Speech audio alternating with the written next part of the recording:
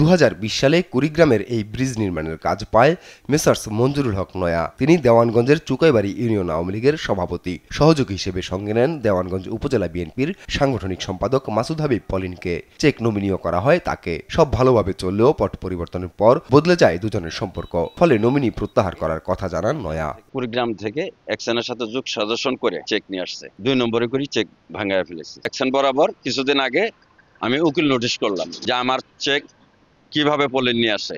Action এটার এই উকিল নোটিশে আমার জবাব আজ পর্যন্ত না দিয়ে এ পর্যন্ত আছে আর কি। দিন আগে আমার বাড়ি ঘর দিয়ে কাজ করতেছি, কাজ করার সময় এই পলিন বিভিন্নভাবে ফোন দিয়ে হুমকি ধামকি করে এবং চাঁদা চায়। এক পর্যায়ে নয়া জানতে পারেন তার প্রকল্প থেকে তুলে নেওয়া হয়েছে অর্ধ কোটি টাকা। দেশ টিভির অনুসন্ধানে দেখা যায় বকশীগঞ্জ কৃষি ব্যাংক থেকে তোলা হয়েছে সে অর্থ। তবে এ বিষয়ে কথা বলতে রাজি হয়নি ব্যাংক কর্তৃপক্ষ। এই টাকা তোলাকে ঘিরে মেসার্স মঞ্জুরুল হক নয়ার লাইসেন্সের আদলে তৈরি আরেক লাইসেন্স আসে নয়ার হাতে। এখানেই দৃশ্যপটে আব্দুর রশিদ নামে এক শিক্ষক। নয়ার অভিযোগ, রশিদের সেই লাইসেন্স দেখিয়েই তোলা হয়েছে টাকা।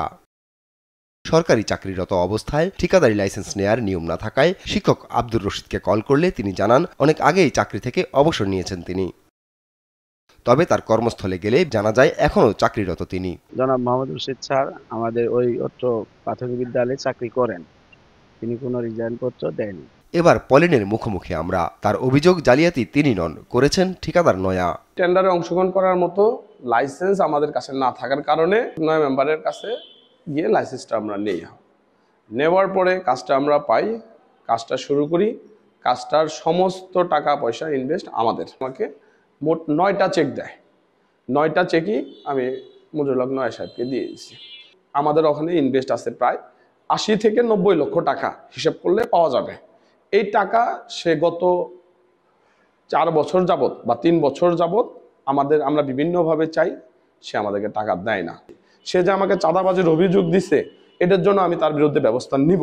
তবে দুই পক্ষকে ডেকে সমাধানের আশ্বাস কুড়িগ্রাম এলজিইডির নির্বাহী প্রকৌশলীর। চেক নেওয়ার পরে এখন কন্ট্রাক্টর এবং সাব কন্ট্রাক্টরের ভিতরে কি হয়েছে ওটা আমাদের নলেজে নাই। এখন এটা নিয়ে দুই পক্ষের ভিতরে একটা সমস্যা হয়েছে, ওটা আমি বসে সমাধান করার জন্য বলছি। নিউজ ডেস্ক, দেশ টিভি।